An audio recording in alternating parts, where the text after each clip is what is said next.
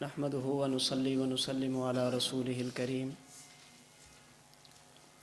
أما بعد فأعوذ بالله من الشيطان الرجيم بسم الله الرحمن الرحيم ومن أراد الآخرة وسعى لها سعيها وهو مؤمن فأولئك كان سعيهم مشكورا اللهم صل على محمد وعلى آل محمد كما صليت على إبراهيم وعلى آل إبراهيم إنك حميد مجيد اللهم بارك على محمد وعلى آل محمد كما باركت على إبراهيم وعلى آل إبراهيم إنك حميد مجيد۔ اللہ رب العزت نے جو ہمیں دین اور شریعت عطا فرمائی ہے یہ 5 چیزوں کا نام ہے۔ نمبر 1 اعتقادات، نمبر 2 عبادات، نمبر 3 اخلاقیات، نمبر 4 معاشرات اور نمبر 5 معاملات۔ ان 5 چیزوں کے مجموعے کا نام دین، اسلام اور شریعت ہے۔ اگر آپ حضرات ان 5 چیزوں کو اختصار سے بیان کریں تو یوں کہا جا سکتا ہے کہ ہماری شریعت 3 چیزوں کا نام ہے۔ نمبر 1 اعتقادات، نمبر 2 عبادات، نمبر 3 اخلاقیات۔ اگر مزید اختصار سے بیان کیا جائے تو یوں کہا جا سکتا ہے کہ ہماری شریعت اس میں بنیادی 2 چیزیں ہیں۔ نمبر 1 اعتقادات اور نمبر 2 عبادات۔ یہ 2 چیزیں وہ ہیں جو شریعت کی بنیاد ہیں۔ اخلاق، معاشرت اور معاملات یہ عبادات اور مسائل میں شامل ہو جاتی ہیں۔ قرآن کریم کی متعدد آیات میں اللہ رب العزت نے دخول جنت کے لیے ان 2 چیزوں کو بنیاد قرار دیا ہے۔ ان الذین آمنوا وعملوا الصالحات کانت لہم جنات الفردوس نزلا۔ تو شریعت کی بنیاد 2 چیزیں ہیں۔ نمبر 1 اعتقادات اور نمبر 2 عبادات۔ نمبر 1 عقائد اور نمبر 2 مسائل۔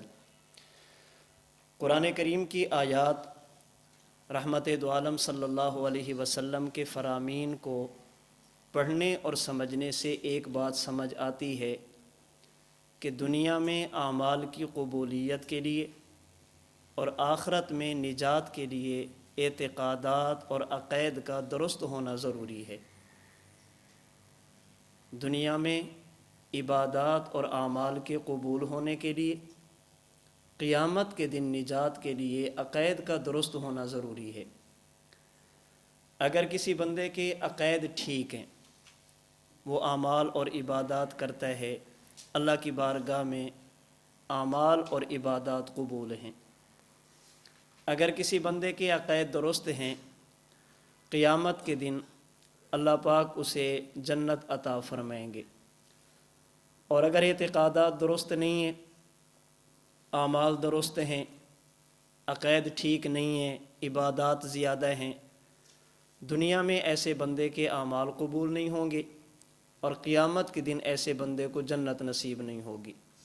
والذین کفروا اعمالہم کسراب بقیع یحسبہ الظمآن ماء لئن اشرکت لیحبطن عملک۔ اسی طرح ان الذین کذبوا بآیاتنا واستکبروا عنہا لا تفتح لہم ابواب السماء۔ بغیر درست اعتقادات کے اعمال اور عبادات اللہ کی بارگاہ میں قبول نہیں ہیں۔ اور اگر کسی بندے کے عقائد ٹھیک نہیں ہے تو ایسا بندہ جنت میں بھی نہیں جائے گا۔ لا يدخلون الجنہ حتی یلج الجمل فی سم الخیاط۔ یہ تعلیق بالمحال ہے۔ جس طرح سوئی کے سوراخ میں سے کسی اونٹ کا یا موٹی رسی کا گزرنا ناممکن ہے، اسی طرح کسی غیر مسلم اعتقادی گمراہی میں مبتلا شخص کا جنت میں جانا بھی ناممکن اور مشکل ہے۔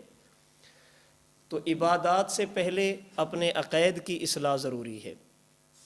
معاشرت، معاملات اور اخلاق سے پہلے اپنے عقائد کی اصلاح ضروری ہے۔ اس سے ایک بات ہمیں سمجھ آتی ہے کہ ہمارے ہاں جو ایک بات کی جاتی ہے کہ فلاں بندہ اس کے اخلاق بہت اچھے ہیں، نیک بہت ہے، ان کے ہاں معاملات بہت اچھے ہوتے ہیں، اگرچہ ان کے پاس ایمان نہیں ہے، اس بات پر ان کی تعریف کرنا، غیر مسلم کو اچھی نگاہ سے دیکھنا، شریعت کی نگاہ میں یہ معیوب ہے، یہ قابل مدح چیز نہیں ہے۔ قیامت کے دن نجات کی بنیاد ایمان اور عقائد ہیں۔ اگر کسی بندے کا عقیدہ ٹھیک نہیں، وہ کتنا بھی نیک ہو، اس کے اخلاق کتنے بھی اچھے ہوں، معاملات کیسے بھی اس کے درست ہوں، اللہ کی بارگاہ میں اس کے اعمال قبول نہیں ہیں۔ حضرت مولانا محمد ادریس کاندھلوی صاحب رحمۃ اللہ علیہ نے تفسیر معارف القرآن میں وَمَن يُطِعِ اللَّهَ وَالرَّسُولَ فَأُولَٰئِكَ مَعَ الَّذِينَ أَنْعَمَ اللَّهُ عَلَيْهِم مِّنَ النَّبِيِّينَ وَالصِّدِّيقِينَ وَالشُّهَدَاءِ وَالصَّالِحِينَ وَحَسُنَ أُولَٰئِكَ رَفِيقًا۔ اس کی تفسیر میں لکھا ہے یہ جو منعم علیہم طبقات میں چوتھا طبقہ ہے صالحین کا، اولیاء کا۔ اولیاء کسے کہتے ہیں؟ حضرت کاندھلوی رحمۃ اللہ علیہ فرماتے ہیں نمبر 1 جن کے عقائد ٹھیک ہوں، اور نمبر 2 جن کے اعمال سنت کے مطابق ہوں، اعمال جن کے اچھے ہوں۔ معلوم ہوا کہ ولایت کی سب سے پہلی اور بنیادی چیز ایمان اور درست عقیدہ ہے۔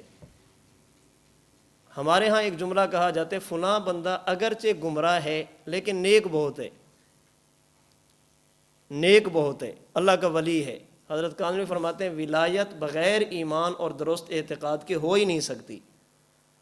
صالح اور ولی ہونے کے لیے سب سے پہلی اور بنیادی چیز ہے کہ انسان کا عقیدہ ٹھیک ہو۔ اگر اعتقادی گمراہی میں مبتلا ہے تو عبادات کو کیا کرنا ہے؟ شریعت میں ولایت کی بنیاد اعمال نہیں ہے، شریعت میں ولایت کی بنیاد ایمان اور درست عقائد ہیں۔ تو ہمیں اپنے عبادات اور اعمال کے ساتھ ساتھ اپنے عقائد پر توجہ دینے کی ضرورت ہے۔ ہمارے عقائد بہت سارے ہیں جن کی اصلاح ضروری ہے، جنہیں سمجھنا ضروری ہے۔ ان میں بنیادی عقیدے 3 ہیں۔ نمبر 1 توحید باری تعالی، نمبر 2 نبوت انبیاء، نمبر 3 قیامت اور آخرت۔ یہ اسلام کے 3 بنیادی عقیدے ہیں۔ نمبر 1 توحید، نمبر 2 نبوت، نمبر 3 قیامت۔ توحید کا معنی اللہ تعالیٰ کی ذات میں، اللہ تعالیٰ کی مخصوص صفات میں اور اللہ تعالیٰ کے مخصوص اسماء میں کسی کو شریک نہ کرنا۔ توحید فی الذات، توحید فی الصفات، توحید فی الاسماء۔ اللہ کی ذات میں کسی کو شریک نہیں کرنا، مخصوص صفات میں کسی کو شریک نہیں کرنا، اور مخصوص اسماء میں کسی کو شریک نہیں کرنا۔ عقیدہ نبوت کا معنی وہ مقدس جماعت جنہیں اللہ رب العزت نے اپنے اور اپنے بندوں کے درمیان واسطہ بنایا، جنہیں اللہ رب العزت نے منتخب فرمایا، مبعوث فرمایا، ان کی پیغمبری اور رسالت کا اقرار کرنا۔ عقیدہ معاد، قیامت اور آخرت کا معنی جیسے یہ کائنات ہمیشہ سے نہیں، ایسے ہی یہ کائنات ہمیشہ کے لیے نہیں۔ ایک وقت تھا کائنات میں کچھ بھی نہیں تھا، ایک وقت آئے گا سب کچھ فنا ہو جائے گا، اسے عقیدہ قیامت کہتے ہیں۔ پھر یاد رکھنا قیامت کی 2 قسمیں ہیں، ایک ہے قیامت کبریٰ، ایک ہے قیامت صغریٰ۔ قیامت کبریٰ کا معنی ہے کائنات کا فنا ہونا، کائنات کے نظام کا ختم ہو جانا، اور قیامت صغریٰ کا معنی ہے کسی بندے کا دنیا سے چلا جانا۔ اسے آپ شخصی قیامت کہہ لیں، قیامت صغریٰ کہہ لیں۔ کسی بندے کا دنیا سے چلے جانا یہ اس کے لیے قیامت ہے جو قیامت صغریٰ کہلاتی ہے، اور عالم کے نظام کا ختم ہو جانا، انسانیت کا ختم ہو جانا، ذی روح چیزوں کا دنیا سے چلے جانا، اسے قیامت کبریٰ کہتے ہیں۔ حضرت انس بن مالک رضی اللہ تعالی عنہ کا فرمان امام سیوطی رحمۃ اللہ علیہ نے جامع الاحادیث میں نقل کیا ہے، اور آپ کا یہ فرمان کنز العمال میں بھی موجود ہے۔ آپ فرماتے ہیں من مات فقد قامت قیامتہ، من مات فقد قامت قیامتہ، جس بندے کا دنیا سے انتقال ہو گیا، دنیا میں جس پر وفات آ گئی، سمجھو اس کے لیے قیامت کا سلسلہ شروع ہو گیا، موت کے ساتھ ہی اس بندے کی قیامت آ گئی۔ حضرت علقمہ رحمۃ اللہ علیہ کا فرمان امام طبری رحمۃ اللہ علیہ نے تہذیب الآثار میں نقل کیا ہے۔ آپ ایک جنازے میں شریک ہیں، جنازے کی ادائیگی کے بعد میت کو قبر میں دفن کیا، پھر قبر پر کھڑے ہو کر فرمایا اما ھذا فقد قامت قیامتہ، اس بیچارے کے لیے تو قیامت آ گئی۔ اسی طرح فیض القدیر میں علامہ مناوی رحمۃ اللہ علیہ نے حضرت امام غزالی رحمۃ اللہ علیہ کا فرمان نقل کیا۔ آپ فرماتے ہیں الموت هو القیامت الصغری من مات فقد قامت قیامتہ، یہ جو موت ہے یہ قیامت صغری ہے، جب کوئی بندہ دنیا سے چلا جاتا ہے یوں سمجھو کہ اس کے لیے قیامت آ گئی۔ اس لیے اب اس کے بعد حساب و کتاب ہوگا، جزا اور سزا ہوگی، ثواب اور عذاب ہوگا، راحت اور تکلیف ہوگی۔ اب اس کے ساتھ اعمال والا سلسلہ نہیں ہے، اب جزا اور سزا والا سلسلہ ہے۔ تو قیامت کی دو قسمیں ہیں، ایک ہے قیامت کبریٰ، عالم کے نظام کا ختم ہونا، اور ایک ہے قیامت صغریٰ، کسی بندے کا دنیا سے چلے جانا۔ نصوص کو دیکھنے سے ایک بات سمجھ آتی ہے کہ قیامت کبریٰ فنائے محض کا نام نہیں ہے۔ قیامت کبریٰ یہ فنائے محض کا نام نہیں ہے کہ آئے گی تو سب کچھ ختم ہو جائے گا، بلکہ قیامت کبریٰ نام ہے انتقال من دار الی دار کا، انتقال من حال الی حال کا۔ ایک جہان سے دوسرے جہان میں چلے جائیں گے، ایک حالت سے دوسری حالت میں چلے جائیں گے۔ اسی طرح جو قیامت صغریٰ ہے، شخصی موت، یہ بھی فنائے محض کا نام نہیں ہے، یہ بھی نام ہے انتقال من دار الی دار کا، انتقال من حال الی حال کا۔ جس طرح عقیدہ قیامت کبریٰ ہمارا ایمان ہے، لیکن قیامت کبریٰ کو ہم یوں نہیں مانتے کہ مریں گے اور ختم ہو جائیں گے، سارا کچھ ختم ہوگا اور فنا ہو جائے گا، بلکہ ہمارا عقیدہ ہے قیامت کبریٰ کے بعد حیات بھی ہے، قیامت کبریٰ کے بعد جنت بھی ہے، قیامت کبریٰ کے بعد جہنم بھی ہے، قیامت کبریٰ کے بعد سوال و جواب، حساب و کتاب، سب کچھ ہونا ہے۔ اسی طرح یہ جو موت ہے نا قیامت صغریٰ، یہ بھی فنائے محض کا نام نہیں ہے۔ قرآن و سنت کا مطالعہ یہ بتاتا ہے کہ یہ بھی انسان کو ایک جہان سے دوسرے جہان کی طرف، ایک حالت سے دوسری حالت کی طرف لے کر جاتا ہے۔ الموت لیس بعدم محض، موت عدم محض کا نام نہیں ہے، فنائیت کا نام نہیں ہے، ختم ہونے کا نام نہیں ہے۔ موت آنے سے انسان کا جہان بدلتا ہے، حالت بدلتی ہے۔ پہلے یہ مکلف تھا، اب یہ مصاب یا معذب ہوگا، پہلے عالم دنیا میں تھا، اب عالم برزخ میں ہوگا۔ تو یہ جہان بدلتا ہے، زندگی کی نوعیت اور کیفیت بدلتی ہے۔ قیامت کبریٰ یہ بھی انسان کو بالکلیہ یوں ختم نہیں کرے گی کہ اس کے بعد کچھ بھی نہ ہو، اور قیامت صغریٰ یہ بھی انسان کو یوں ختم نہیں کرتی کہ اس کے بعد کچھ بھی نہ ہو، بلکہ قیامت کبریٰ کے بعد بھی کچھ ہونا ہے اور قیامت صغریٰ کے بعد بھی کچھ ہوگا۔ رسول اکرم صلی اللہ علیہ وسلم کے دور میں جو لوگ تھے، جو دین دشمن، اسلام دشمن، پیغمبر اسلام کی تعلیمات کے دشمن تھے، انہوں نے قیامت، آخرت، بعث بعد الموت کا انکار کیا۔ آپ قرآن کریم اٹھا کر دیکھیے، رسول اللہ صلی اللہ علیہ وسلم کے دور کے منکرین قیامت، منکرین بعث بعد الموت، قیامت کی جزا اور سزا کے منکر، ان کی بنیاد نقل نہیں تھی، ان کی بنیاد نصوص نہیں تھی۔ رسول اللہ صلی اللہ علیہ وسلم کے دور کے منکرین کی بنیاد دو چیزیں تھیں، نمبر ایک عقل اور نمبر دو نظر۔ جو لوگ قیامت کے بعد بعث کے منکر تھے، حیات کے منکر تھے، جزا اور سزا کے منکر تھے، حساب اور کتاب کے منکر تھے، ان کی بنیاد دو چیزیں ہیں، نمبر ایک عقل، سمجھ نہیں آتا، نمبر دو نظر، دکھائی نہیں دیتا۔ قرآن کریم میں ہے من یحیی العظام وہی رمیم، حضور سے پوچھتے ہیں ایک انسان مر گیا، اس کے وجود کی ہڈیاں ختم ہو گئی، ہڈیاں ریزہ ریزہ ہو گئی، وجود کا نام و نشان نہیں ہے، اب ان کو زندہ کیسے کیا جائے گا؟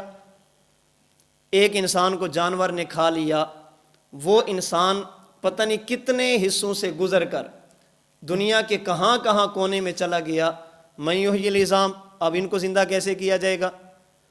ایک قبر میں 10 بندے مدفون ہیں، ایک دوسرے کے اجزاء دوسرے کے ساتھ مل چکے ہیں، اب ان کو زندہ کیسے کیا جائے گا؟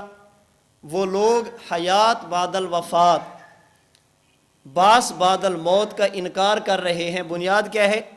عقل، سمجھ نہیں آ رہا۔ دوسری ان کی بنیادی نظر، فاتو بآبائنا ان کنتم صادقین، آپ جو کہتے ہیں قیامت آئے گی، دوبارہ اٹھیں گے، یہ ہمارے سامنے اٹھ کر آتے کیوں نہیں ہیں؟ قبر کھولتے ہیں تو ہمیں نظر کیوں نہیں آتا؟ جو لوگ باس بعد الموت کے منکر تھے، ان کی بنیاد 2 چیزیں تھیں، نمبر 1 عقل اور نمبر 2 نظر۔ اسی طرح وہ لوگ جو قیامت صغریٰ کے بعد حیات کا انکار کرتے ہیں، جزا اور سزا کا انکار کرتے ہیں، سوال و جواب کو نہیں مانتے، ان کی بنیاد بھی 2 چیزیں ہیں، نمبر 1 عقل اور نمبر 2 نظر۔ موت کے بعد قیامت سے پہلے قبر میں انسان کو حیات ملتی ہے، دم نہیں گھٹتا، سانس لینے میں دشواری نہیں ہوتی۔ اگر قبر کھلتی ہے تو ساتھ والے کدھر جاتے ہیں؟ ایک انسان کو جانور نے کھا لیا، اسے عذاب کیسے ہوگا؟ ایک انسان کو جلا کر اس کی راکھ کو پانی میں بہا دیا گیا، اسے عذاب کیسے ہوگا؟ ایک انسان کو صندوق میں بند کر کے رکھ دیا گیا، گڑھے میں دفنایا نہیں گیا، اسے عذاب کیسے ہوگا؟ یہ سارا کچھ کہا جا رہا ہے بنیاد عقل، سمجھ نہیں آ رہا۔ یا ان لوگوں کے انکار کی بنیاد نظر، ہم نے قبر کھولی، ہمیں تو سانپ نظر نہیں آتے، ہم نے قبر کھولی، ہمیں تو جسم پر اس کے کوئی آثار نظر نہیں آتے، اگر یہ زندہ ہے تو نبض حرکت کیوں نہیں کرتی، اگر یہ زندہ ہے تو پیٹ اوپر نیچے کیوں نہیں ہو رہا، اگر یہ زندہ ہے تو جب اس پر پانی ڈالتے ہیں یہ چیختا کیوں نہیں ہے، چلاتا کیوں نہیں ہے، گرم پانی ہے اس کے جسم کو احساس کیوں نہیں ہوتا، ہمیں یہ چیزیں معلوم نہیں ہو رہی، نظر نہیں آ رہی۔ تو یہ لوگ موت کے بعد اور قیامت سے پہلے روح اور جسم کے تعلق کا، حیات کا، سوال و جواب کا، ثواب و عذاب کا انکار کر رہے ہیں۔ ان کی بنیاد بھی 2 چیزیں ہیں، یا نظر یا عقل۔ یا اس لیے نہیں مانتے کہ دکھائی نہیں دیتا، اور یا اس لیے نہیں مانتے کہ ہمیں سمجھ نہیں آتا۔ اور یہ بات آج کی نہیں ہے، وہ لوگ جو پہلے دن سے موت کے بعد حیات کے منکر، ثواب و عذاب کے منکر ہیں، انہوں نے اپنی بنیاد عقل کو بنایا، ہم نہیں کہتے۔ 8ویں صدی ہجری کے ایک مشہور عالم گزرے ہیں، امام بدر الدین زرکشی رحمہ اللہ، انہوں نے ایک کتاب لکھی ہے البحر المحیط فی اصول الفقہ، اس کی پہلی جلد کے صفحہ 114 پہ فرماتے ہیں، اجمع اہل الملتی، دنیا جہان کے مسلمانوں کا اتفاق ہے، ان النبی الصادق اذا اخبر خبرا، رسول اللہ صلی اللہ علیہ وسلم اگر کوئی ایسی بات ارشاد فرمائیں، لا یدرکہ العقل، جو عقل سے ماورا ہو، سمجھ میں آنے والی نہ ہو، عقل اس کو ماننے کے لیے تیار نہ ہو، وجب الایمان بہ وتلقیہ بالقبول، اہل ایمان کا اتفاق ہے کہ حضور کی ایسی بات کو ماننا اور تصدیق کرنا ضروری ہے۔ وَتِلْكَ خَصِيصَةُ الْإِيمَانِ بِالْغَيْبِ الَّتِي مَدَحَ اللَّهُ بِهَا الْمُؤْمِنِينَ، فرماتے یہی تو ایمان بالغیب ہے جس پر اللہ نے ایمان والوں کی تعریف کی ہے کہ اپنی عقل پر اعتماد نہیں کرتے، حضور کی زبان پر اعتماد کرتے ہیں، اسی کو ایمان بالغیب کہتے ہیں۔ آگے فرماتے وَالْمُعْتَزِلَةُ لَمَّا قَلَّدُوا عُقُولَهُمْ انکروا عذاب القبر وسؤال منکر ونکیر ووزن الاعمال ووقعوا فی عقال الضلال حیث عدلوا عن قول المعصوم، فرماتے یہ تو ہماری بات تھی، اہل اسلام کی، اہل حق کی بات تھی کہ وہ اللہ کے رسول کی بات کو عقل پر ترجیح دیتے ہیں، بات سمجھنا ہے پھر بھی مانتے ہیں۔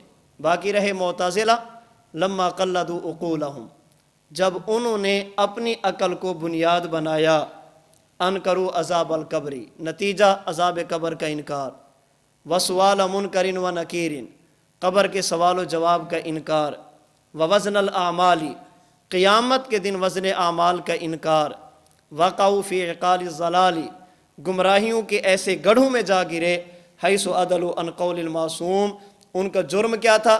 حضور کی بات کے مقابلے میں انہوں نے عقل کو ترجیح دی ہے۔ تو وہ لوگ جو موت کے بعد قیامت سے پہلے قبر کی زندگی کا انکار کر رہے ہیں، یا بنیاد عقل ہے یا بنیاد نظر ہے، اور جتنے بھی شبہات پیدا کیے جاتے ہیں، خواہ وہ قرآن کریم کی آیات کی تعویل کر کے ہو یا عقلی طور پر ہوں، یہ آج کے نہیں ہیں۔ یہ اعتراضات اور شبہات وہ ہیں جو معتزلہ پیش کر چکے ہیں اور ہمارے حضرات ان کے جواب دے چکے ہیں۔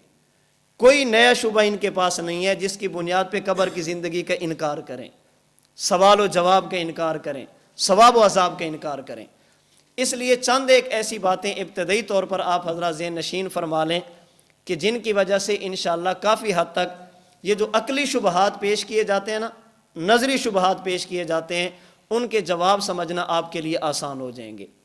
اس حوالے سے پہلی بات سمجھیں، اللہ پاک نے دنیا میں انسان کو حصول علم کے کچھ ذرائع دیے ہیں جن کی وجہ سے انسان کو علم حاصل ہوتا ہے، جنہیں حواس خمسہ بھی کہا جاتا ہے، عقل بھی کہا جاتا ہے۔ کسی چیز کو چھوئیں گے تو پتہ چلے گا یہ کیا ہے، کسی چیز کو دیکھیں گے پتہ چلے گا یہ کیا ہے، کسی چیز کو سنیں گے تو پتہ چلے گا یہ کون ہے، کسی چیز کو سونگیں گے تو پتہ چلے گا یہ کیا ہے، اور کسی چیز کو چکھیں گے تو پتہ چلے گا یہ کیا ہے، جسے حواس خمسہ کہتے ہیں۔ یہ انسان کے پاس علم کے اسباب میں سے پہلا سبب ہے۔ اسباب العلم للخلق ثلاثۃ الحواس السلیمہ۔ علامہ نسوی رحمۃ اللہ علیہ نے متن العقائد النسویہ میں کہا ہے مخلوق کو جن چیزوں سے علم حاصل ہوتے ہیں ان میں پہلی چیز کیا ہے؟ حواس سلیم، حواس خمسہ، جنہیں حواس سلیمہ بھی کہا جاتا ہے۔ ان چیزوں کے ذریعے انسان کو علم حاصل ہوتا ہے، اور یہ ایک مسلمہ حقیقت ہے کہ جس بندے کے پاس ان حواس کے ساتھ ساتھ ایک اضافی ذریعہ مل جائے، اضافی ذریعے سے وہ چیزیں معلوم ہو جاتی ہیں جو انسان کو حواس کے ذریعے معلوم نہیں ہوتی۔ حواس کی ایک حد ہے، ایک دائرہ ہے، ایک جگہ ایسی آتی ہے جہاں تک حواس کام نہیں کرتے، اب وہاں پر اضافی ذریعہ استعمال کیا جاتا ہے اور اس کی وجہ سے انسان کو علم حاصل ہوتا ہے۔ مثال سمجھیے، ایک بندہ کھڑا ہے نیچے صحن میں فرش پر، اور ایک بندہ کھڑا ہے چھت پہ۔ اب چھت والا چھت پر کھڑے ہو کر وہ چیزیں دیکھ سکتا ہے جو نیچے کھڑے ہو کر بندہ نہیں دیکھ سکتا۔ دیوار کے پیچھے کیا ہے؟ ادھر درخت ہیں، ادھر فلاں چیز ہے، فلاں بندہ ہے۔ اب کوئی یہ کہے کہ تیرے پاس بھی آنکھیں دو ہیں، جو نیچے کھڑا ہے اس کے پاس بھی آنکھیں دو ہیں، اگر تجھے نظر آتی ہیں تو اس کو نظر کیوں نہیں آ رہی؟ تو لوگ کہیں گے کہ تیرے پاس صرف آنکھیں ہیں، اس کے پاس اونچائی بھی ہے۔ اسے ایک اضافی ذریعہ مل گیا، ایک اضافی چیز مل گئی جو تیرے پاس نہیں ہے، اور اضافی ذرائع کے ذریعے وہ چیزیں معلوم ہوتی ہیں جو انسان کو عام حواس کے ذریعے معلوم نہیں ہوتی۔ دو بندے چھت پہ کھڑے ہیں، ایک کے پاس دوربین ہے، دوسرے کے پاس دوربین نہیں ہے۔ دوربین والا دوربین کے ذریعے وہ چیزیں دیکھ سکتا ہے جو عام بندہ نہیں دیکھ سکتا۔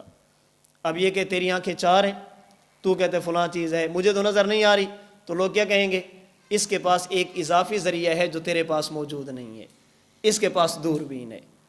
اسی طرح شریعت مطہرہ کی بات کریں، بہت ساری باتیں ایسی ہیں جو اللہ کے رسول صلی اللہ علیہ وسلم کو معلوم ہوتی ہیں، امت کو معلوم نہیں ہوتی۔ بہت ساری چیزیں ایسی ہیں جن کا ادراک انسان حواس کے ذریعے نہیں کر سکتا، اس کے لیے کسی اضافی ذریعے کی ضرورت ہوتی ہے۔ 7 آسمان ہیں ہمارے حواس ان کا ادراک نہیں کر سکتے۔ جنت ہے، جی ہے، حواس ادراک نہیں کر سکتے۔ جہنم ہے، جی بالکل ہے، حواس ادراک نہیں کر سکتے۔ قیامت کے دن پل صراط بھی ہے، وزن اعمال بھی ہے، حوض کوثر بھی ہے، ساری چیزیں حواس ادراک نہیں کر سکتے۔ یہ چیزیں وہ ہیں جو اللہ کے نبی ہمیں بتائیں گے۔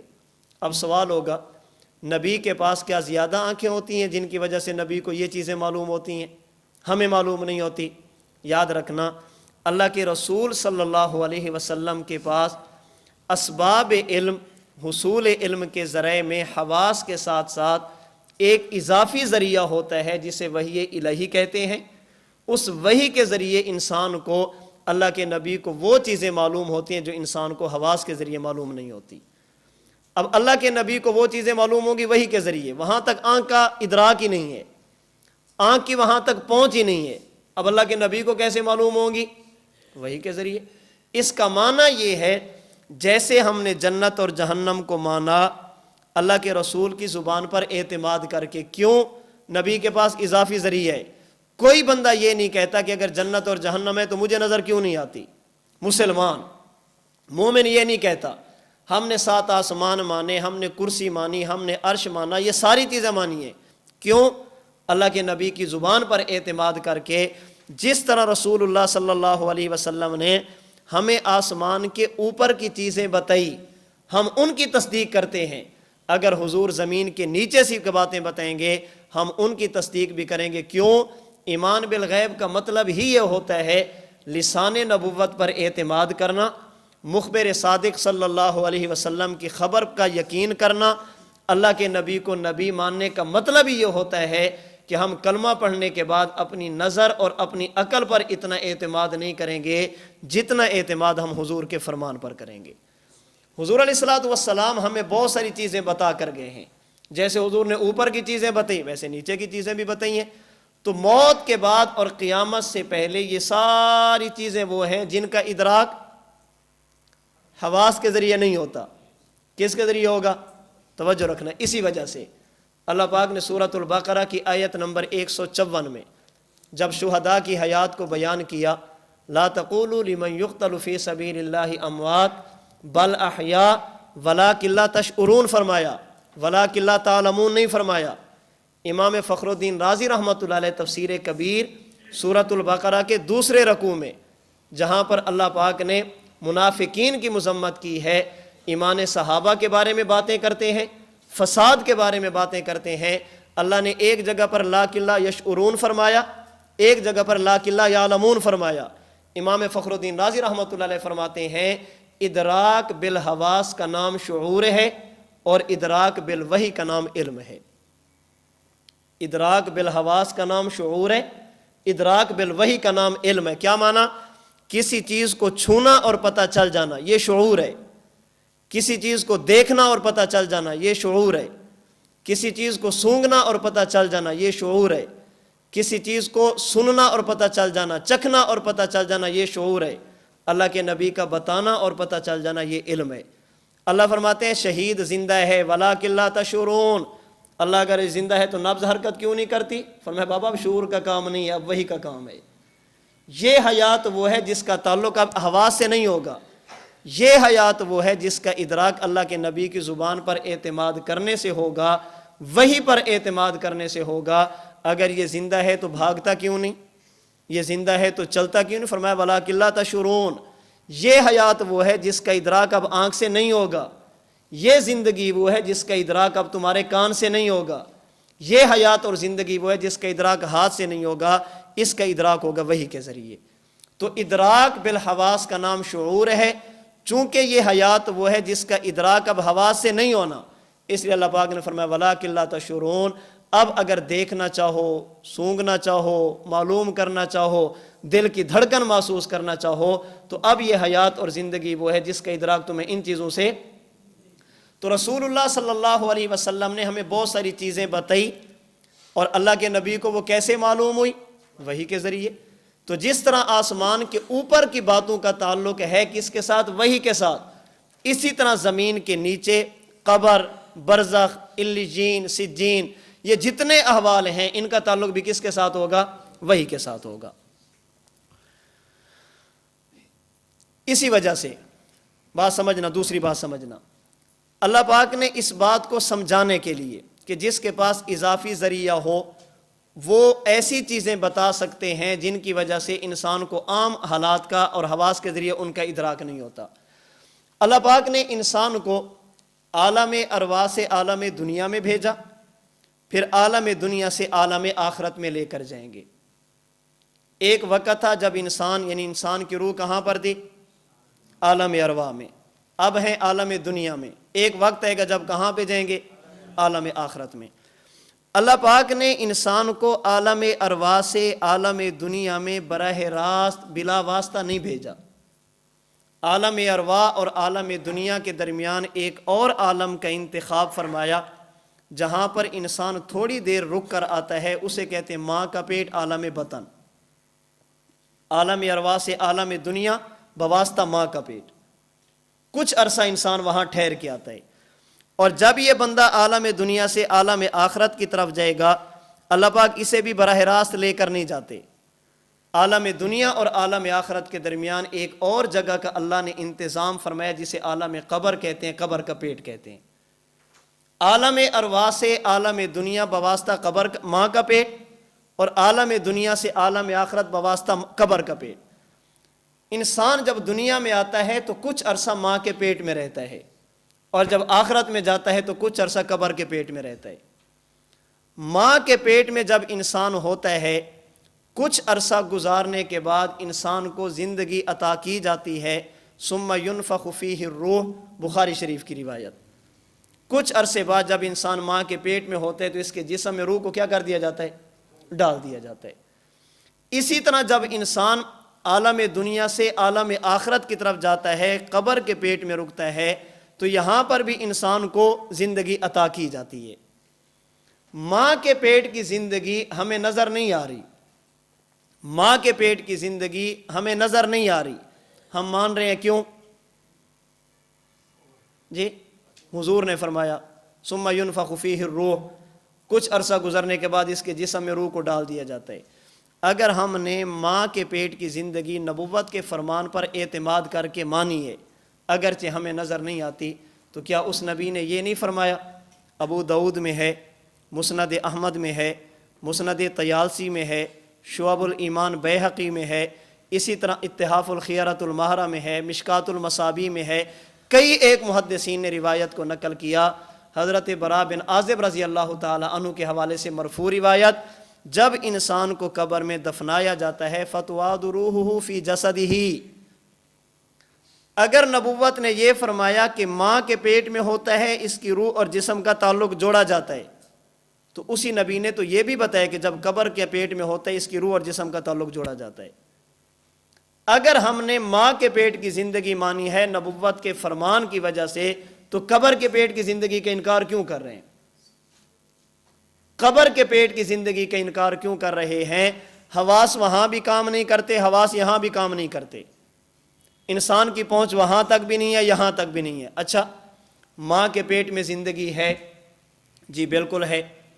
ماں کے پیٹ میں جب بچہ ہوتا ہے، کوئی بندہ اس بنیاد پہ انکار نہیں کرتا کہ اگر وہاں پر زندگی ہے تو سانس نہیں گھٹتا۔ ماں کے پیٹ میں اگر حیات ہے تو سانس لینے میں دشواری نہیں ہوتی۔ اگر ماں کے پیٹ کی زندگی پر کوئی سوال نہیں ہے، انکار نہیں ہے، تو قبر کے پیٹ کی زندگی کا انکار کیوں ہے؟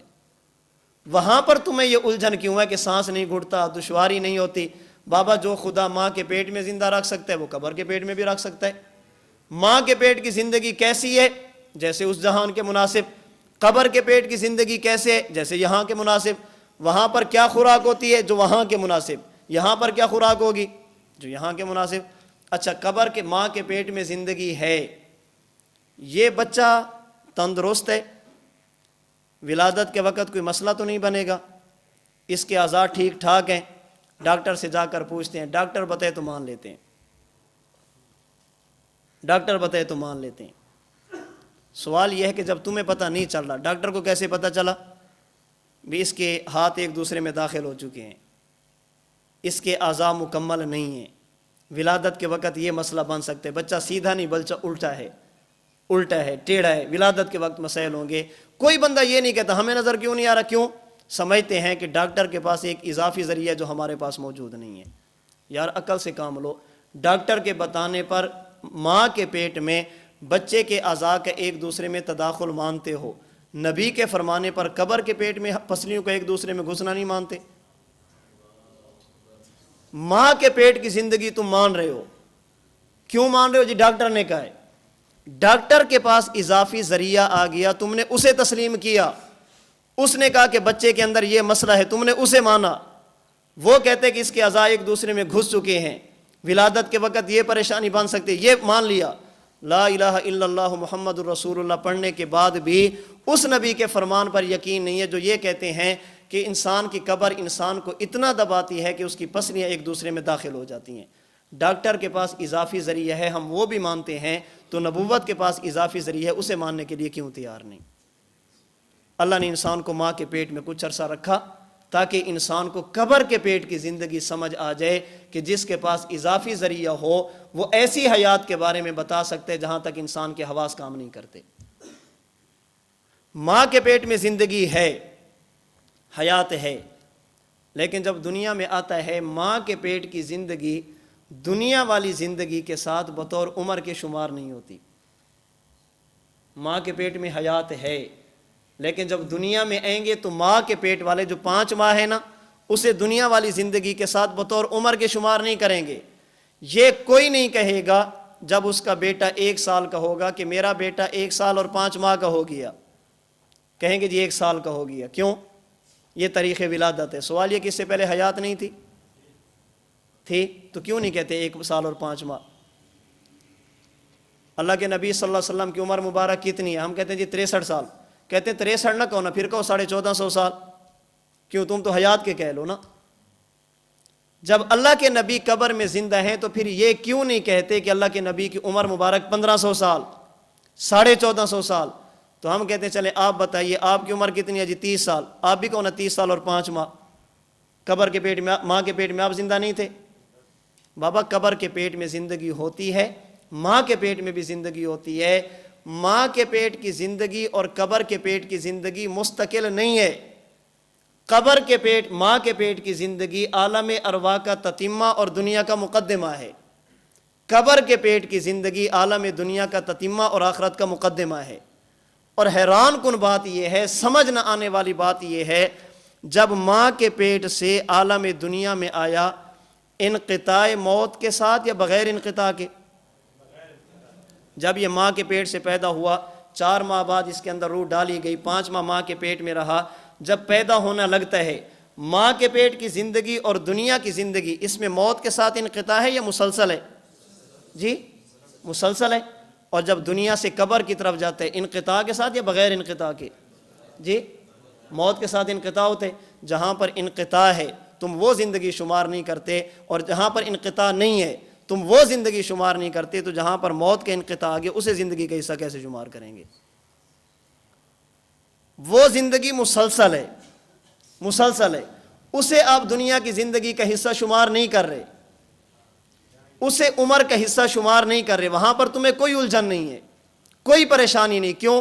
تمہاری دنیا کا مسئلہ ہے، اولاد کا مسئلہ ہے، گھر والوں کا مسئلہ ہے، برادری کا مسئلہ ہے۔ یہاں پر تمہیں کیوں اشکال ہے؟ یہاں پر تو ایمان کا مسئلہ ہے، نبوت کے فرمان کا مسئلہ ہے۔ تو جس طرح قبر کے پیٹ میں زندگی ہے لیکن اسے دنیا کا حصہ شمار نہیں کریں گے، ایسے ہی جیسے بالکل ماں کے پیٹ میں زندگی ہے لیکن اسے دنیا والی زندگی کا حصہ شمار۔ اچھا یہی مسئلہ تو مرزائیوں کا ہے۔ حضرت عیسیٰ علیہ السلام جب آسمانوں پر زندہ ہیں تو آپ پھر یہ کیوں نہیں کہتے کہ ان کی عمر 2000 سال، 3000 سال، 4000 سال ہوگی؟ تم کیوں کہتے ہو 80 یا 85 سال ہوگی؟ تو ہم کیا کہتے ہیں؟ جہان بدل گیا۔ حضرت عیسیٰ علیہ السلام کی جب ہم یہ کہتے ہیں نا بھی 80 یا 85 سال ہوگی، اس کا معنی یہ ہے کہ زمین پر رہتے ہوئے جب آسمانوں پہ تشریف لے گئے تو جہان بدل گیا۔ اب اگر آسمانوں پر 1,00,000 سال بھی زندہ رہیں اسے دنیا والی زندگی کا حصہ شمار نہیں کریں گے، اور وہاں پر اس قسم کی کوئی الجھن نہیں ہے، کھاتے کیا ہوں گے، پیتے کیا ہوں گے، رہتے کہاں پہ ہوں گے، مسائل نہیں بنتے ہوں گے۔ کیوں؟ ہم سمجھتے ہیں کہ جہان بدل گیا۔ جب جہان بدلتا ہے، عالم بدلتا ہے، تو جو حیات ہے اس کی نوعیت اور کیفیت بھی بدل جاتی ہے۔ جس طرح حضرت عیسیٰ علیہ السلام آسمانوں پہ زندہ ہیں، ان کی وہ زندگی دنیا والی زندگی کا حصہ بطور عمر کے نہیں۔ اسی طرح انبیاء کرام علیہ السلام یا عام انسانوں، اللہ پاک انہیں جب قبر میں حیات عطا فرماتے ہیں تو ان کی وہ زندگی دنیا والی زندگی کا حصہ شمار۔ تو اللہ پاک نے انسان کو عالم ارواح سے عالم دنیا میں بھیجا بواسطہ ماں کا پیٹ، پھر عالم دنیا سے عالم آخرت کی طرف لے کر جائیں گے بواسطہ قبر کا پیٹ۔ حیات وہاں بھی ہے، حیات یہاں بھی ہے۔ وہاں کیسے؟ جو اس جہان کے مناسب۔ یہاں کیسے؟ جو اس جہان کے مناسب۔ وہاں پہ کھاتے کیا ہیں؟ جو اس جہان کے مناسب۔ یہاں پر غذا کیا؟ جو اس جہان کے مناسب۔ وہاں پر سانس نہیں گھٹتا؟ جی نہیں گھٹتا۔ کیوں؟ تم نے زندہ رکھنا ہے، تم نے زندگی دینی ہے، تمہیں کیا الجھن ہے؟ زندگی اللہ نے دینی ہے، جس اللہ نے وہاں دینی ہے اسی اللہ نے یہاں بھی دینی ہے، جس اللہ نے وہاں زندہ رکھنا ہے اسی اللہ نے یہاں بھی رکھنا ہے۔ مجھے یاد ہے اس پر ایک مرتبہ لاہور میں حضرت استاذی دامت برکاتہم العالیہ کا بیان تھا، تو جماعت المسلمین والوں کا مسئلہ تھا، یہاں سے کتابیں وغیرہ ہم لے کر گئے، وہ نہیں ہے، تو ایک بابا جی تھے، وہ دسترخوان پہ بیٹھے، کہنے لگے مولانا صاحب آپ یہ بتائیں قبر میں جو عذاب ہوتا ہے یہ قرآن میں ہے؟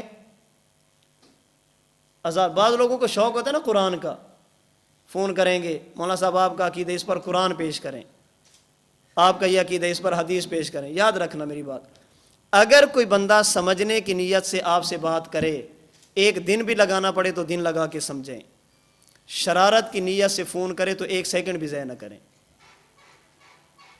چھوڑیں، نہیں ہے الجھن والی بات ہے، نہیں مانے گا تو کیا ہو جائے گا، نہیں مانے گا تو اتنے اور چلے گئے، ایک اور صحیح، اس میں پریشانی کی کیا بات ہے؟ شرارت کی نیت سے بندہ فون کرے تو ایک سیکنڈ بھی ضائع نہیں کرنا۔ ایک بندہ فون ہی آپ کو اس لیے کر رہے تاکہ آپ کو خراب کرے، آپ کی بات سننے کے لیے تیار نہیں، سمجھنے کے لیے تیار نہیں، نہیں آپ بات کریں، اس پر آیت پیش کریں، اس پر حدیث پیش کریں، چھوڑیں اس کو کہ جا اپنا کام کر۔ تو ساجی سے کہنے لگے کہ مولانا صاحب آپ کہتے ہیں عذاب قبر یہ قرآن میں ہے؟ ساجی نے فرمایا اگر قرآن میں نہ ہو تو، اس نے کہا نہیں ماننا چاہیے۔ تو ساجی فرمانے لگے کہ یہ بتائیں جب بندہ مرتا ہے تو کچھ کام کیے جاتے ہیں؟ جی کیے جاتے ہیں، نمبر 1 غسل دینا ہے، نمبر 2 کفن دینا ہے، نمبر 3 جنازہ پڑھنا ہے، نمبر 4 دفن کرنا ہے۔ ساجی فرمانے لگے کہ آپ کے والد صاحب فوت ہو جائیں، ان کو غسل دینا چاہیے، یہ قرآن کی کس آیت میں ہے؟ کفن دینا یہ کس آیت میں ہے؟ جنازہ پڑھنا یہ کس آیت میں ہے؟ دفن کرنا یہ کس آیت میں ہے؟ یہ 4 آیتیں آپ پڑھ دیں، 5ویں میں پڑھ دوں گا۔ کہنے لگے یہ 4 قرآن میں نہیں ہے تو کیا ہوا، حدیث میں تو ہیں۔ فرمایا کہ جس میں وہ 4 ہے نا اسی میں 5ویں میں یہ بھی موجود ہے۔ اچھا اگلی بات، فرمانے لگے یہ بتاؤ جب آپ کے والد صاحب فوت ہوں گے، رشتہ دار فوت ہوں گے، غسل کون دیتا ہے؟ غسل کون دیتا ہے؟ فرشتے؟ جی کون دیتا ہے؟ انسان؟ کفن کون پہناتا ہے؟ جنازہ کون پڑھتا ہے؟ دفن کون کرتا ہے؟ عذاب کون دیتا ہے؟ جی فرشتے دیتے ہیں۔ جو کام تمہارے ذمے ہے اس پر تمہیں عید کی فکر نہیں ہے، جو تمہارے ذمے ہے ہی نہیں اس پر تمہیں کیا فکر پڑی ہے؟ کام فرشتوں کا ہے، الجھن تمہیں ہے، بھی اس پر عید پیش کرو۔ اس پر تو چاہیے فرشتے کہیں نا اے اللہ، اللہ فرمائیں کہ مارو، فرشتے کہیں اللہ آیت۔ جنہوں نے دینا ہے وہ پریشان نہیں ہیں، وہ اللہ کے حکم کے منتظر ہیں، انہوں نے ٹھکائی شروع کر دینی ہے۔ جو تم نے کرنا ہے اس پر آیت نہیں ہے، تم لگے ہوئے، اور جو تمہارے ذمہ ہی نہیں ہے اس پر تمہیں پریشانی ہے کہ قرآن میں ہے یا نہیں ہے، قرآن میں ہے یا نہیں ہے۔ بابا قرآن میں ہے یا نہیں ہے فرشتوں کا معاملہ ہے، آپ کا معاملہ نہیں ہے۔ تو اللہ پاک نے انسان کو عالم ارواح سے عالم دنیا میں بھیجا بواسطہ ماں کا پیٹ، پھر عالم دنیا سے عالم آخرت کا طرف لے کر جائیں گے بواسطہ۔ زندگیاں دونوں میں ہیں، حیاتیں دونوں میں ہیں۔ دلیل ماں کے پیٹ میں زندگی ہے، بخاری کی روایت، ثم ينفخ فیہ الروح، قبر کے پیٹ میں زندگی ہے۔ دلیل ابو داؤد مسند احمد، ابو داؤد طیالسی، شعب الایمان بیہقی، مصنف ابن ابی شیبہ، مشکات المصابی، اتحاف الخیرۃ المہرہ، یہ کئی ایک محدثین حضرت براء بن عازب کے حوالے سے لکھ رہے ہیں۔ حضور فرماتے ہیں فتعاد روحہ فی جسدہ، جس نبی نے ہمیں ماں کے پیٹ کی زندگی سمجھائی اسی پیغمبر نے قبر کے پیٹ کی زندگی بھی سمجھائی ہے۔ جیسے وہاں کی حیات بتائی ہے یہاں کی حیات بھی بتائی ہے، ہم وہاں پر بھی لسان نبوت پر اعتماد کرتے ہیں، یہاں پر بھی لسان نبوت پر اعتماد کرتے ہیں، نہ اس کا انکار عقل کی بنیاد پہ کرتے ہیں، نہ اس کا انکار عقل کی بنیاد پہ کرتے ہیں، نہ اس کا انکار نظر کی بنیاد پہ کرتے ہیں، اور نہ ہی اس کا انکار عقل کی بنیاد پہ کرتے ہیں۔ ایک بات اور سمجھنا، اللہ پاک نے قبر کو سمجھانے کے لیے انسان کو عالم دنیا میں رہ کر، عالم دنیا میں رکھ کر ایک اور عالم سے گزارا تاکہ انسان کو سمجھ آ جائے کہ موت کے بعد کچھ ہے۔ اسے کہتے ہیں عالم نوم، نیند کا جہان۔ حضرت قاضی ثناء اللہ پانی پتی رحمۃ اللہ علیہ تفسیر مظہری 7واں پارہ سورۃ الانعام، وَهُوَ الَّذِي يَتَوَفَّاكُمْ بِاللَّيْلِ وَيَعْلَمُ مَا جَرَحْتُمْ بِالنَّهَارِ ثُمَّ يَبْعَثُكُمْ فِيهِ لِيُقْضَىٰ أَجَلٌ مُّسَمًّى۔ اس کی تفسیر میں فرماتے ہیں النوم هو اخت الموت، النوم هو اخت الموت، یہ نیند اور موت یہ بہنیں ہیں، ایک دوسرے کی نظیریں ہیں۔ اگر کسی بندے نے موت کے بعد قبر کی زندگی سمجھنی ہو نا تو اپنی نیند میں غور کرے، عالم نوم کو سمجھے گا تو عالم قبر کچھ نہ کچھ اسے سمجھ آ جائے گا۔ نیند سمجھے گا تو قبر کی زندگی اسے کچھ نہ کچھ سمجھ آئے گی۔ اللہ پاک نے انسان کو عالم نوم سے گزارا۔ توجہ رکھنا میری بات کی طرف۔ جب تک انسان دنیا میں ہو اور حالت بیداری میں ہو، انسان دنیا میں ہو اور حالت بیداری میں ہو، اسے جو حیات ملتی ہے اس حیات کو کہتے ہیں حیات ظاہری، حیات کلی، حیات کامل، حیات تصرف۔ اس حیات کو حیات یہ کہتے ہیں۔ جب یہ انسان عالم دنیا میں ہو اور عالم نوم میں چلا جائے، دنیا میں رہ کر نیند میں چلا جائے، اس حیات کو کہتے ہیں حیات خفی۔ اسے کہتے ہیں نوع من الحیات، حیات کی ایک قسم۔ اور جب انسان عالم دنیا سے عالم آخرت کی طرف چلا جائے یا عالم نوم سے عالم آخرت کی طرف چلا جائے، اب جو اسے حیات ملتی ہے اسے کہتے ہیں حیات اخفا، اسے کہتے ہیں نوع من الحیات، حیات کی ایک معمولی سی قسم۔ عالم دنیا حالت بیداری، حیات ظاہری کلی اور کامل، عالم دنیا اور حالت نوم حیات خفی نوع من الحیات، عالم قبر عالم آخرت اور قبر کی زندگی اس میں ہوتی ہے حیات اخفا، اسے بھی کہتے ہیں نوع من الحیات۔ جب انسان ہو عالم دنیا میں اور حالت بیداری میں، جتنے بھی احوال آئیں گے اصالتاً آئیں گے اس کے جسم پر، جسم کے واسطے سے آئیں گے اس کی روح پر۔ دنیا میں ہو اور بیدار ہو، احوال اصالتاً آئیں گے جسم پر اور جسم کے واسطے سے روح پر۔ جب یہ بندہ عالم بیداری سے عالم نوم کی طرف چلا جائے یا دنیا سے برزخ کی طرف چلا جائے، نیند اور قبر کی حالت میں جتنے بھی احوال آئیں گے اصالتاً آئیں گے اس کی روح پر اور روح کے واسطے سے آئیں گے جسم پر۔ دنیا میں حالت بیداری میں احوال اصالتاً جسم پر، جسم کے واسطے سے روح پر۔ نیند کی حالت میں اور قبر کی زندگی میں احوال اصالتاً آئیں گے روح پر اور روح کے واسطے سے کیا آئیں گے؟ اور الفاظ میں سمجھیے، انسان جب دنیا میں ہو، نیند میں ہو یا قبر اور برزخ میں ہو، انسان کی روح اور جسم کے آپس میں کئی قسم کے تعلق ہوتے ہیں۔ ایک تعلق ہے تعلق حیات، ایک تعلق ہے تعلق تدبیر، ایک تعلق ہے تعلق تصرف۔ ایک تعلق حیات، ایک تعلق تدبیر، ایک تعلق تصرف۔ انسان کو دنیا میں گرمی کا احساس ہو، سردی کا احساس ہو، خوشی اور تکلیف کا احساس ہو، یہ ہوتا ہے تعلق حیات کی وجہ سے۔ گرمی لگ رہی ہے جی، لگ رہی ہے، کیوں؟ اس لیے کہ روح اور جسم کا تعلق کون سا ہے؟ تعلق حیات۔ کسی نے مارا تو احساس ہوا جی، ہوا، کیوں ہوا؟ اس لیے کہ تعلق حیات۔ ایک ہے تعلق تدبیر، نبض کا حرکت کرنا، پیٹ کا اوپر نیچے ہونا، سانس کا آنا، کروٹیں بدلنا، سانس لینا، یہ تعلق تدبیر کی وجہ سے۔ ایک تعلق ہے تعلق تصرف، یہاں سے بیٹھا ہے اٹھ کر وہاں چلا جائے، کیوں جا رہا ہے؟ تصرف ہے۔ یہ اپنی مرضی سے بول رہے، کیوں بول رہے؟ کھا رہے پی رہے، کیوں؟ اس لیے کہ تعلق تصرف ہے۔ جب تک انسان ہو عالم دنیا میں حالت بیداری میں، روح اور جسم کا تعلق حیات بھی ہوتا ہے، تدبیر بھی ہوتا ہے، تصرف بھی ہوتا ہے۔ عالم دنیا حالت بیداری، تعلق حیات بھی ہے، تعلق تدبیر بھی ہے، تعلق تصرف بھی ہے۔ اب میں سوال کرنے لگا ہوں آپ سے، آپ یہاں پر بیٹھے ہیں، آپ کو دکھ اور سکھ کا احساس ہوتا ہے؟ کیوں؟ تعلق حیات ہے۔ آپ کی نبض حرکت کر رہی ہے، کیوں؟ تعلق تدبیر ہے۔ آپ اپنی مرضی سے بول رہے ہیں، کیوں؟ تعلق تصرف ہے۔ جب انسان عالم دنیا میں حالت بیداری سے حالت نوم میں چلا جائے، اب روح اور جسم کا ایک تعلق کم ہو جاتا ہے، وہ ہے تعلق تصرف۔ جب نیند کی حالت میں تو تعلق تصرف کیا ہو جاتا ہے؟ ختم ہو جاتا ہے۔ نیند کی حالت میں انسان کو تکلیف کا یا راحت کا احساس ہوتا ہے، کیوں؟ تعلق حیات ہے، نبض حرکت کر رہی ہے، پیٹ اوپر نیچے ہو رہے، کروٹیں بدل رہے، کیوں؟ زندہ ہے، زندہ ہے، اٹھ کے بھاگتا کیوں نہیں؟ جی بھاگ کیوں نہیں رہا؟ تعلق تصرف ختم ہو گیا۔ نیند کی حالت میں تعلق تصرف ختم ہو جاتا ہے۔ اب اگر کوئی بندہ بظاہر تصرف والا کام کرتا ہے تو وہ غیر اختیاری ہوتا ہے، اختیاری نہیں ہوتا، یہ دفعہ دخل مقدر ہے۔ آپ کہتے ہیں بعض لوگ تو نیند میں چلتے ہیں، یہ چلتا ہے، چلنے والا بھی پریشان ہے اور بھی پریشان ہے، اس کا معنی ہے کہ تصرف نہیں ہے، ورنہ پریشانی کی کیا ضرورت ہے۔ اگر کوئی بولتا ہے تو یہ تعلق تصرف نہیں ہے، غیر اختیاری ہے۔ تعلق تصرف کا معنی ہے اپنے اختیار سے کام کرنا۔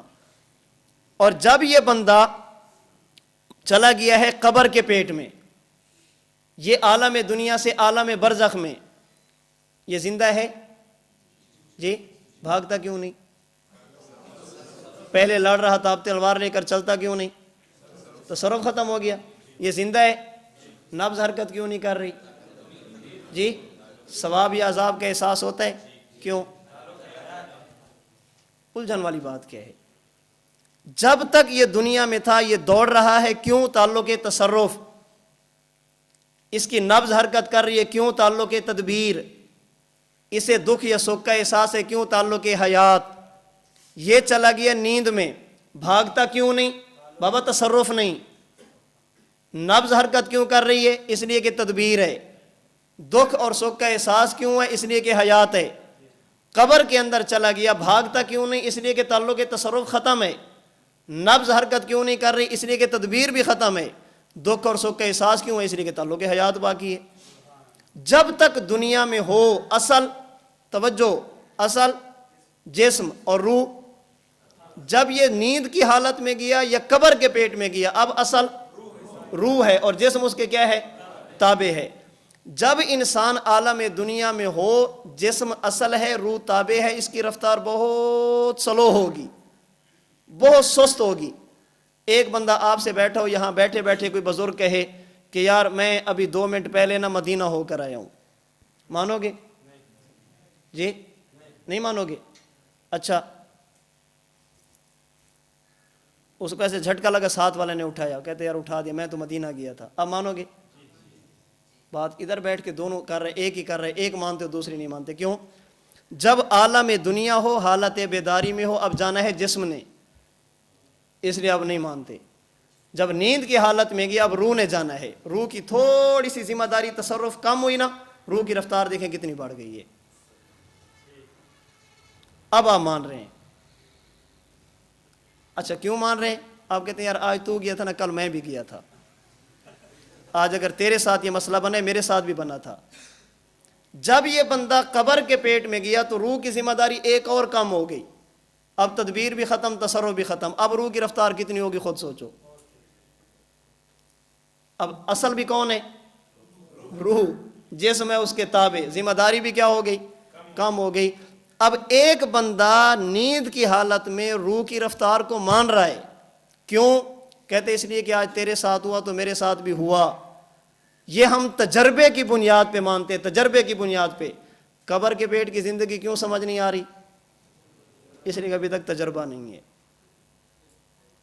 ابھی تک تجربہ نہیں ہے۔ جب جائیں گے نا پھر سمجھ آئے گی کہ ہوتا کیا ہے۔ جیسی کرنی ویسی بھرنی، نہیں یقین تو کر کے دیکھ۔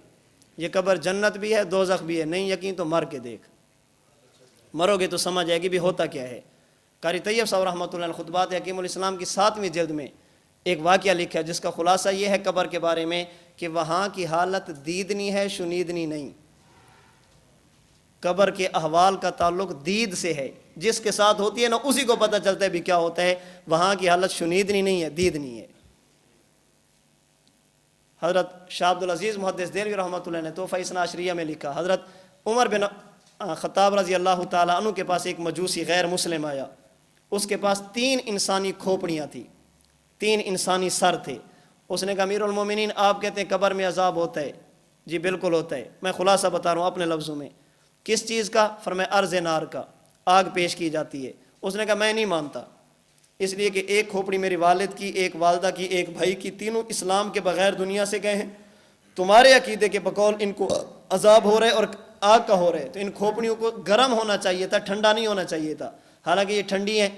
آپ نے فرمایا ان کو رکھو، باہر جاؤ اور 2 پتھر لے کرو۔ ان پتھروں کو آپس میں رگڑا تو تھوڑی دیر بعد اندر سے آگ نکلی اور گرم ہو گئے۔ حضرت عمر فرمانے لگے یہ بتاؤ پتھروں میں آگ ہے یا نہیں؟ اگر آگ ہے تو پہلے ٹھنڈے کیوں تھے؟ اگر نہیں ہے تو اب گرم کیوں ہوئے؟ فرمانے لگے کہ پتھروں میں آگ موجود ہے لیکن نظر نہیں آتی. حضرت عمر فرمانے لگے کہ ان کھوپڑیوں میں بھی آگ موجود ہے, وہ بھی نظر نہیں آتی. اس نے کہا حضرت اصل مسئلہ یہ ہے کہ دنیا کی آگ زہری الگ ہے, پتھروں کی آگ الگ ہے. فرمایا کہ یہاں پر قبر کی آگ الگ ہے, دنیا کی آگ الگ ہے. اس نے کہا امیر المومنین بات سمجھیں, پتھروں میں آگ ہے نظر نہیں آتی, نظر اس وقت ہے کہ جب آپس میں رگڑیں گے. فرمایا قبر میں بھی آگ موجود ہے, نظر نہیں آتی, نظر اس وقت ہے کہ جب خود جاؤ گے تو تمہیں سمجھ آئے گی ہے یا نہیں ہے. فرماتے ہیں انہوں نے کھوپڑیاں پھینکی, حضرت عمر بن خطاب کے ہاتھ پر, اس نے اسلام قبول کیا, مسلمان ہو گیا. تو میں سمجھا رہا تھا کہ اللہ پاک نے انسان کو کہاں سے گزارا, عالم نوم سے. نیند سمجھیں, نیند کی حالت میں انسان کی روح اصل ہے, جسم تابع ہے. نیند کی حالت میں انسان پر جتنے بھی احوال آتے ہیں اصالتاً روح پر, اور روح کے واسطے سے دے مدثر رہ نہ جائے, پھر سارے نو پر خود ہی پریشان ہوگے, دوسرے نو ہی کرو گے. احوال اصالتاً آتے ہیں روح پر, اور روح کے واسطے سے, توجہ رکھنا, روح کے واسطے سے جسم پر. آپ صبح اٹھے, آپ نے دیکھا کہ آپ کے کپڑے ناپاک ہو چکے ہیں, جسم ناپاک ہو چکا ہے. نیند کی حالت میں آپ کی روح نے کچھ نہ کچھ کیا جس کی وجہ سے آپ پر غسل فرض ہوا, آپ کے کپڑے اور جسم ناپاک ہے. کپڑوں کا ایک حصہ وہ ہے جس پر ناپاکی نظر آتی ہے, اور ایک حصہ وہ ہے جس پر ناپاکی نظر نہیں آتی. شریعت کہتی ہے کہ جس حصے پر ناپاکی ہے اسے دھو لو, کپڑا پاک ہو جائے گا. جسم کے ایک حصے پر ناپاکی کے آثار نہیں ہیں. عقل کا تقاضا یہ ہے, قیاس کا تقاضا یہ ہے, فہم انسانی یہ کہتی ہے کہ اتنے حصے کو دھو لیا جائے جسم کے, جیسے کپڑے کو دھو لیا گیا, کپڑا پاک ہو گیا, تو جسم کے اس حصے کو دھو دیا جائے تو جسم بھی سارا کا سارا کیا ہو جانا چاہیے. کیوں؟ اس لیے کہ ہمیں ناپاکی نظر نہیں آ رہی. لیکن آپ کہتے ہیں نہیں, اتنے حصے کو دھونے سے مکمل جسم پاک نہیں ہوگا جب تک مکمل جسم کو نہیں دھوئیں گے. سوال یہ ہے کہ ناپاکی تو نظر نہیں آ رہی, ناپاکی تو نظر نہیں آ رہی, دھو کیوں رہے ہو؟ کہتے ہیں حضور کے فرمان کی وجہ سے, شریعت کے فرمان کی وجہ سے. بابا جس طرح جسم کے کسی حصے پر گندگی کے آثار نہ ملیں, نبی کے فرمانے کے باوجود اس کی ناپاکی کا حکم لگا کر اس کے دھونے کا فیصلہ, اگر موت کے بعد انسان کے جسم پر عذاب کے آثار نظر نہ بھی آئیں, لسان نبوت پر اعتماد کر کے اسے بھی ماننا پڑے گا. کیوں؟ اس لیے کہ جس طرح میں نیند کی حالت میں اصل روح تھی, جسم تابع تھا, جسم پر اگرچہ آثار نہیں, لیکن لسان نبوت نے فرما دیا اگرچہ ہمیں ناپاکی کے آثار نظر نہ آئیں, ہم نے تب بھی کہنا کہ پورے جسم کو دھو. اسی طرح اگر قبر کے پیٹ میں بھی عذاب کے آثار نظر نہ بھی ہیں, ہم نے پھر بھی ماننے. کیوں؟ اس لیے کہ کس نے فرمایا؟ انسان. تو موت کے بعد اصل کیا ہے؟ روح, اور روح کی رفتار, بوجھ بھی کیا ہو گیا, اب کم ہو گئی, تو اس کی رفتار کیا ہو گئی. اس پر مجھے ایک واقعہ یاد آ گیا, میں عرض کر دوں. کچھ سال قبل یہاں پر ایک بندہ آیا, حضرت مفتی شبیر صاحب دامت برکاتہم اللہ علیہ اور میں تھے لائبریری میں. تو اس نے کچھ مسائل پر بات کی. شعبان المعظم کا بالکل اختتام, رمضان المبارک شروع ہونے والا تھا. اس کے سوالوں میں سے ایک سوال یہ تھا کہ حضرت آپ یہ کہتے ہیں کہ رسول اللہ صلی اللہ علیہ وسلم اپنی قبر انور میں زندہ ہیں, اگر کوئی عند القبر صلاۃ السلام پڑھتے تو حضور سنتے ہیں, جواب دیتے ہیں. جی بالکل ہے. کہتے اس پر ایک اشکال ہے. حضرت سعد رضی اللہ تعالی عنہ کے پاس حضور تشریف لے گئے, آپ نے باہر کھڑے ہو کر سلام کیا, حضرت سعد اندر موجود تھے, انہوں نے جواب دیا, حضور نے پھر سلام کیا, انہوں نے پھر جواب دیا, پھر سلام کیا, پھر جواب دیا. حضرت سعد کے جواب کو حضور نے نہیں سنا. حضور واپس تشریف لے آنے لگے, حضرت سعد پیچھے دوڑ کر حضور علیہ الصلوۃ والسلام کو لے کر گئے. آپ نے فرمایا کہ اگر تم گھر میں موجود تھے تو جواب کیوں نہیں دیا؟ فرمایا حضور آپ کا سلام یہ دعا تھا, اور میں یہ چاہتا تھا کہ آپ بار بار بار بار جو ہے نا وہ آپ ہمیں دعا دیں. حضور علیہ الصلوۃ والسلام خیر تشریف لے گئے. اب سوال کیا ہے؟ کہتے حضور اور حضرت سعد کے درمیان ایک دیوار کا فاصلہ تھا. حضور نے حضرت سعد نے جواب دیا تو حضور نے نہیں سنا. اب حضور اور امت کے درمیان کتنے فاصلے آ گئے؟ آپ قبر انور میں ہیں, اوپر پتہ نہیں کیا کچھ ہے, پھر باہر جالی, پھر روزہ, وہ دور کھڑا کرتے ہیں. جب ایک دیوار کا فاصلہ تھا تو نہیں سنا, اتنے فاصلے آ جائیں تو کیسے سنیں گے؟ تو ایک بات ہے جو اس حوالے سے میں عرض کرنا چاہتا ہوں, وہ ایک بات جو میں نے اس کو کہی ہے, اس کو میں نے کہا آپ کو ہمارے عقیدے کا پتہ ہے؟ کہتا جی فرمائیں. میں نے کہا ہمارا عقیدہ یہ ہے کہ اگر کوئی بندہ حضور کے روضے پہ جائے، جا کر سلام کرے، حضور سنتے ہیں، اللہ کے رسول صلی اللہ علیہ وسلم جواب دیں، تو عادت اور قانون یہ ہے کہ باہر والا نہیں سنتا. ہاں خر کی عادت اللہ سنا دیں تو الگ بات ہے. عادت یہی ہے کہ حضور کے جواب کو امتی باہر، حضور کو سلام کیا جائے تو حضور سنتے ہیں، حضور جواب دیں تو اللہ کے نبی نہیں سنتے، باہر والا امتی نہیں سنتا. میں نے کہا یہ بتائیں، جب یہ حضرت سعد اور حضور کا مکالمہ ہو رہا تھا، بندے کتنے تھے؟ کہتے جی 2، ایک حضور ایک حضرت سعد. میں نے کہا حضور کہاں تھے؟ باہر. حضرت سعد کہاں تھے؟ اندر. میں نے کہا حضور نے کیا کیا؟ سلام. حضرت سعد نے کیا دیا؟ جواب. جب حضور نے یعنی باہر والے نے سلام کیا تو اندر والے نے سن لیا ہے؟ کہتے جی سن لیا. میں نے کہا جب اندر والے نے جواب دیا تو باہر والے نے سنا ہے؟ کہتے ہیں جی نہیں. میں نے کہا ہمارا عقیدہ باہر والا سلام کرے تو اندر والا سنتا ہے، اندر والا جواب دے تو باہر والا نہیں سنتا. یہ دلیل ہماری ہے، تو کہاں لے کر پھر رہے؟ یہ تو ہماری دلیل ہے، تجھے کس نے دی ہے؟ ہمارا عقیدہ ہے کہ باہر والا سلام کرے تو اندر والا سنتا ہے. حضور نے سلام کیا تو اندر والے نے سنا ہے، اندر والا جواب دے تو باہر والا نہیں سنتا. حضرت سعد نے جواب دیا تو حضور نے نہیں سنا. مجھے کہتے نہیں حضور نے تو نہیں سنا. میں نے کہا چلیں اس بات پہ آ جائیں، اگر اندر والا امتی ہو وہ سنتا ہے، اس پہ آ جائیں. آپ کا اور ہمارا جھگڑا نبی امتی کا نہیں ہے، منفی القبور کا ہے. اندر والے کے بارے میں یا تو آپ یہ کہہ دو کہ اگر اندر امتی ہو تو وہ سنتا ہے، ہاں نبی نہیں سنتا. ہمیں سمجھ ہے، پھر دلیل آپ کی ہے. جب آپ کا اور ہمارا جھگڑا نبی امتی کا نہیں ہے، جھگڑا یہ ہے کہ اندر والا سنتا ہے یا نہیں. ہم سما کے کہہ لیں تم سما کے کہہ نہیں ہو، ہم سننے کے کہہ لیں تم سننے کے کہل نہیں ہو. جس طرح اس وقت حضور باہر، حضرت سعد اندر، حضور نے سلام کیا، اندر والے نے سنا، اندر والے نے جواب دیا تو باہر والے نے نہیں سنا. آج اگر کوئی بندہ روزے کے باہر چلا جائے تو وہ سلام کرے، حضور سنتے ہیں، حضور اندر سے جواب دیں تو باہر والا نہیں سنتا. تو یہ دلیل ہماری ہے، آپ کی نہیں ہے. اب جو اصل بات میں آپ کو بتانے لگا ہوں وہ یہ کہ جب تک حضور دنیا میں تھے اثر سننا تھا جسم نے، اور جسم پر بوجھ زیادہ تھی تو رفتار، دیوار بھی آ جاتی تو رفتار ختم ہو جاتی. موت کے بعد قبر اور برزخ میں اصل سننا ہے روح نے. ہاں سنے گی کہاں پہ؟ اس جسم کے قریب جا کر جو قبر میں ہے، اور روح اور جسم کا تعلق آپس میں موجود ہے. اس لیے حضرت شاہ صاحب رحمۃ اللہ علیہ کے حوالے سے علامہ عثمانی رحمۃ اللہ نے تفسیر عثمانی میں لکھا ہے، حضرت شاہ صاحب فرماتے ہیں قبر میں پڑا ہے دھڑ، وہ نہیں سنتا، وہ بے جان ہے، اصل روح ہے وہ سنتی ہے. اس پر بعض لوگ کہتے ہیں دیکھیں حضرت شاہ صاحب نے لکھا کہ قبر والا نہیں سنتا. ہم کہتے ہیں کہ اگر اس کا مطلب یہی ہے جو آپ نے بیان کیا، پھر یہاں پر بیٹھ کر سلام کر دیں، قبرستان جانے کی کیا ضرورت ہے؟ اس لیے کہ قبرستان اور علیجین کا فاصلہ، مسجد اور علیجین کا فاصلہ برابر ہے. قبرستان چلے جائیں، وہاں قبر سے لے کر علیجین کا فاصلہ، اور یہاں پر کھڑے ہو جائیں، یہاں سے لے کر علیجین کا فاصلہ، تو وہاں جا کر کیوں کہتا ہے السلام علیکم یا اہل القبور؟ ادھر ہی بیٹھ کے کہہ دو نا السلام علیکم یا اہل القبور. کیوں کہو جی؟ اس لیے کہ حضرت شاہ صاحب فرماتے ہیں قبر میں پڑا ہے دھڑ، وہ بے جان ہے، مردہ ہے، وہ نہیں سنتا، اصل روح ہے وہ سنتی ہے.